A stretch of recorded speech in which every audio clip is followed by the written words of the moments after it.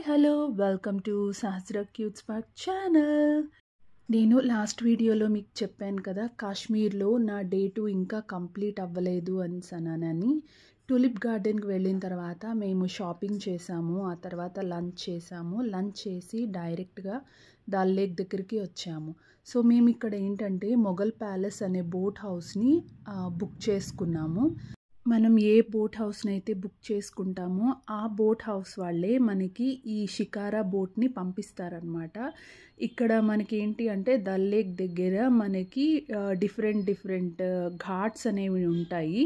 So మనకి వాళ్ళే call చేసి చెప్తారు మనం ఏ ఘాట్ దగ్గర స్టే చేయాలి అన్నది వాళ్ళు చెప్తారనమాట.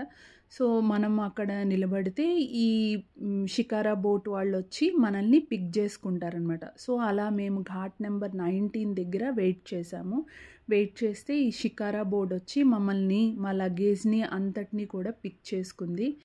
బోట్ ఎక్కిన వెంటనే అయితే మా పాప చాలా భయపడిపోయింది. ఎందుకు అంటే మాకు అది ఫస్ట్ ఎక్స్పీరియన్స్ అనమాట. ఎప్పుడు కూడా అంత పడవలు టైప్లో ఉన్న వాటిలో మేము ఎప్పుడు ట్రావెల్ చేయలేదు. ఎప్పుడు నా చిన్నప్పుడు మేము వైజాగ్లో ఉంటాం కనుక బీచ్ దగ్గర అది పడవలు చూసాను తప్ప ఎప్పుడు ఎక్కి ట్రావెల్ చేయలేదు. సో ఫస్ట్ టైం మేము ఇలా ఎక్కినప్పుడు కొంచెం కంగారు పడింది మా పాప అయితే. దల్ లేక్ కూడా చాలా పెద్దది ఉంది. అసలు నాకు ఒక డిఫరెంట్ ఎక్స్పీరియన్స్ అనమాట. దాని లోతు ఎంత అని అతన్ని అడిగితే అతను 25 feet అబోవ్ అనే చెప్పారు. అలా బోట్ నడిపే అతనితో మాట్లాడుతూ మేమైతే మా ప్లేస్కి వచ్చేసాము. సో మొఘల్ ప్యాలెస్ బోట్ హౌస్కి అయితే వచ్చాము. ఇదైతే చాలా బాగుంది. అసలు మాకైతే భలే రాయల్ ఫీలింగ్ వచ్చింది దీన్ని చూడగానే. లోపలికి వెళ్ళగానే మనకి కవా అని మనకి టీ ఎలాగో వాళ్ళకి కవా అనమాట, అది ఇచ్చారు. అది చాలా బాగుంది. వేడిగా బాగా చల్లో వచ్చాము. అప్పుడు ఆ కవా తాగితే భలే మంచి ఫీలింగ్ వచ్చింది. అక్కడి నుంచి లోపలికి ఎంటర్ అయితే ఇది డైనింగ్ హాల్ అనమాట. సో ఫస్ట్ ఉన్నది ఏంటి అంటే సోఫా లాగా ఉండి అది బయట వ్యూ చూడడానికి. దాని తర్వాత ఎంట్రన్స్ హాల్ అనమాట, అది కామన్ హాల్. అలాగే ఈ డైనింగ్ రూమ్ కూడా అందరికీ కామన్, ఎంతమంది ఉంటే అందరికీ కూడా ఈ డైనింగ్ హాల్ కూడా కామన్. ఇప్పుడు లోపలికి వెళ్తే మనం పైన మెట్లు ఉన్నాయి. సో మేడ మీదకి కూడా వెళ్ళొచ్చు. కాకపోతే వర్షం పడింది, అందుకని మేము మేడ మీదకి అసలు వెళ్ళలేదు. ఇప్పుడు ఇలా లోపలికి వెళ్తే ఇక్కడ పక్కన 4 rooms ఉన్నాయన్నమాట. సో మాదైతే లాస్ట్ రూము. మరి 4 rooms ఎలా ఉన్నాయి అన్నది నేను అయితే చూడలేదు. ఇదంతా వాక్ ఏరియా అనమాట. సో మాదైతే రూమ్ లాస్ట్లో ఉంది. ఇప్పుడు ఆయన ఉన్నారు కదా, ఆయనే ఈ బోట్కి ఇన్ఛార్జ్ లాగా అనమాట. అన్ని ఫుడ్ అన్నీ ఆయనే చూసుకుంటారు. చాలా మంచి అతను, చాలా బాగా ట్రీట్ చేశారు. మాకైతే రూమ్కి రాగానే భలే అనిపించింది. రూమ్ అంతా కూడా ఆ బెడ్ కానీ లేకపోతే ఆ ఫర్నిచర్ కానీ అదంతా నాకు చాలా బాగా అనిపించింది. బాత్రూమ్ కూడా చాలా బాగుంది, భలే వెరైటీగా ఉంది. మా రూమ్ విండోస్ నుంచి చూసినా లేకపోతే బయట నుంచి చూసినా ఎటు చూసినా చుట్టూ వాటరు. ఆ వాటర్ నుంచి కాస్త దూరంగా హిమాలయాస్ అన్నీ కనిపిస్తూ అసలు వ్యూ అయితే బోట్ హౌస్ నుంచి ఎక్స్ట్రాడినరీగా ఉంది. బోట్ హౌస్ లోపల కూడా బోట్ హౌస్ అంటే ఎలా ఉంటుందో ఏంటో అని అనుకున్నాను. బట్ రూమ్స్ కానీ మెయింటెనెన్స్ కానీ అంతా చాలా బాగుంది. బట్ ఫుడ్ని మనం అంతగా ఎక్స్పెక్ట్ చేయక్కర్లేదు, చాలా నార్మల్గా ఉంటుంది ఫుడ్ మాత్రం. మేము బోట్ హౌస్కి వచ్చిన వెంటనే షికారా రైడ్ కోసం వెళ్ళాము. సో ఇప్పుడు ఈ రూమ్లో మాకు షికారా రైడ్ ఇంక్లూడ్ లేదు. సో షికారా రైడ్ ప్రైస్ అనేది సెపరేట్ అనమాట. సో అది ఎలా అంటే 1 hour 2 hours అని వాళ్ళు చెప్తారు. అలాగే కొన్ని పాయింట్స్ ఉంటాయి, ఆ పాయింట్ వరకు వెళ్ళాలి అంటే ఇంత ప్రైజ్ అని చెప్తారు. సో దాని ప్రకారంగా మనల్ని వాళ్ళు తీసుకెళ్తారనమాట. వాళ్ళే చెప్పారు ఇక్కడికి దగ్గరలోనే అంటే ఫ్లోటింగ్ మార్కెట్ ఉంటుంది, మీనా బజార్ ఉంటాయి, ఇవన్నీ ఉంటాయి, అక్కడికి తీసుకెళ్ళమంటారా అని వాళ్ళు అడిగారు. సరే ఓకే అక్కడికే తీసుకెళ్ళండి అని మేము కూడా చెప్పాము. సీతారామం మూవీ షూటింగ్ కూడా ఈ దల్ లేక్లో ఒక ప్లేస్లో జరిగింది. రోల్స్ రాయ్స్ అని ఒక బోట్ ఉంటుంది, ఆ బోట్ మీద ఈ సీతారామం షూటింగ్ అనేది జరిగిందనమాట.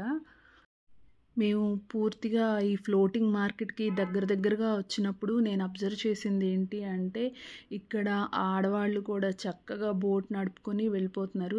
వీళ్ళకి ఇది చాలా కామన్ అనమాట. ఎందుకంటే రెగ్యులర్ లైఫ్‌లో వీళ్ళు ఏ పని చేయాలన్నా, ఎక్కడికి వెళ్ళాలన్నా, ఎక్కడికి రావాలన్నా ప్రతిదానికి వీళ్ళు బోట్ యూజ్ చేయాలి కాబట్టి ఇక్కడ ఉన్న వాళ్ళందరికీ అలవాటైపోయింది. బట్ నాకు మాత్రం భలే థ్రిల్లింగ్‌గా అనిపించింది. మేము ఇక్కడ ఏదో హ్యాండ్ క్రాఫ్ట్ షాప్ ఉంటే ఆ షాప్ దగ్గర ఆపమని చెప్పాము. సో ఆయన ఆ షాప్‌కి తీసుకెళ్లారు. చూసి చాలా హ్యాపీగా ఫీల్ అయ్యాను. కానీ ప్రైస్ అడిగినప్పుడు అంత హ్యాపీగా ఫీల్ అవ్వలేదు. ఎందుకంటే వెరీ ఎక్స్‌పెన్సివ్ అసల. అన్నీ చాలా చాలా కాస్ట్ ఉన్నాయి. ఎందుకంటే అవన్నీ పేపర్ మేడ్ అనమాట. సో అన్నీ పేపర్‌తో చేసినవి. ఏది అడిగినా వాడు 10,000 అబోవే చెప్తున్నాడు. ఇంకా అందుకే ఏవో చిన్న చిన్న ఐటమ్స్ తీసుకొని వెనక్కొచ్చేసాము. బట్ చూడగానే అయితే నాకు అన్నీ నచ్చేసాయి. చాలా చాలా బాగుంది అనిపించింది షాప్. అందుకనే ఒకసారి అంతా వీడియో తీశాను. అసలు సూపర్బ్‌గున్నాయి. ఇప్పుడైతే నైట్ అయిపోయింది. నైట్ అయిపోయినా కూడా మార్కెట్ అయితే మాత్రం చాలా బాగుంటుంది. యాక్చువల్గా మేము వెళ్ళింది రంజాన్ టైం. సో వాళ్ళు ఏంటంటే రంజాన్ టైంలో ఇక్కడ కాశ్మీర్లో నైట్ మార్కెటింగ్ ఉండదంట. ఎందుకు ఉండదు అంటే వాళ్ళ మార్నింగ్ నుంచి ఫాస్టింగ్ ఉంటారు కదా. సో వాళ్ళు వెళ్ళి నైట్ నమాజ్ చేసుకొని తింటారు కాబట్టి సో నైట్ వాళ్ళకి రెస్ట్ అవసరం. అందుకని నైట్ మార్కెటింగ్ అనేది రజా టైంలో ఉండదు అని వాళ్ళు చెప్పారు. బట్ ఏమైనప్పటికీ కూడా ఇక్కడైతే మాత్రం నైట్ మార్కెటింగ్ కూడా ఫుల్ ఆన్ ఉంది. ఇప్పుడైతే బాగా చీకటి పడిపోయింది కదా. సో ఇప్పుడు మేము మీనా బజార్కి వచ్చేసాము. శ్రీనగర్లో మనము ఏ షాప్లో ఏం పర్చేస్ చేసినా కూడా లగేజ్ బ్యారియర్ అనే ప్రాబ్లం అయితే మనకి ఉండదు. ఎందుకు అంటే వాళ్ళు ఆల్ ఓవర్ ద వరల్డ్ ఎక్కడైనా వాళ్ళు దీన్ని పార్సిల్ చేసేస్తారనమాట. కొరియర్ చేసి మనకు పంపించేస్తారు. కొరియర్ ప్రైజెస్ కూడా వెయిటేజ్ బట్టి ఉంటాయి. ఒకవేళ అదే షాప్లో కానీ ఎక్కువ తీసుకున్నట్టయితే వాళ్ళే ఫ్రీ షిప్పింగ్ చేసేస్తున్నారు మనకి. సో మనం ఫ్లైట్లో వెళ్ళేటప్పుడు లగేజ్ ఎక్కువ అయిపోతుందేమో అన్న ఇబ్బంది అయితే ఉండదు. మనం ఏం కొనుక్కొని మనం వాడేసుకొని మళ్ళీ వాళ్ళకి తెచ్చి ఇచ్చేసినా కూడా వాళ్ళు మళ్ళీ దాన్ని కూడా మనకి కొరియర్ చేసి మన ఇంటికి పంపించేస్తున్నారు. మేము మళ్ళీ మా బోట్ హౌస్కి వచ్చేసాము. సో ఇది డిన్నర్ టైం అనమాట. మాది వెజ్జా నాన్ వెజ్జా అని అడిగారు. మేమైతే నాన్ వెజ్ అని చెప్పాము. మాకు చికెన్ కర్రీ ఎక్స్ట్రా వచ్చింది. డిన్నర్ అయిపోయిన తర్వాత ఎవరో ఒక ఆయన వచ్చారు. ఆయన ఏవో అమ్మారు. సో నేనైతే ఏదో తీసుకోపోతే బాగోదు కదా అని ఒక వాచ్ అయితే తీసుకున్నాను. ఆ తర్వాత నెక్స్ట్ నైట్ చూడాలి. అసలు మొత్తం నైట్ అంతా వర్షం పడింది. మార్నింగ్ అయ్యేసరికి చక్కగా మొత్తం ఎండొచ్చేసి క్లైమేట్ అంతా చేంజ్ అయిపోయింది. నాకైతే భలే అనిపించింది. కాశ్మీర్ క్లైమేట్ అనేది చాలా అన్‌ప్రెడిక్టబుల్. ఎప్పుడు వర్షం పడుతుంది, ఎప్పుడు స్నోఫాల్ అవుతుంది, ఎప్పుడు ఎండొస్తుంది అన్నది మాత్రం మాకైతే అర్థం కాలేదు అక్కడ ఉన్నన్ని రోజులు. బట్ మేము ఎవ్రీ క్లైమేట్ని కూడా చాలా చాలా ఎంజాయ్ చేసాం. ఎందుకంటే ఒక్కొక్కసారి ఒక్కొక్కలాగా కాశ్మీర్ కనిపించింది మాకు. ఆ వెదర్ కానీ అదంతా. So next day as usual మేమైతే గుల్మర్గ్కి స్టార్ట్ అయిపోయాము. ఈ వీడియోని ఇక్కడితో అయితే ఎండ్ చేస్తున్నాము. సో మనం నెక్స్ట్ వీడియోలో గుల్మర్గ్ విశేషాలను తెలుసుకుందాము.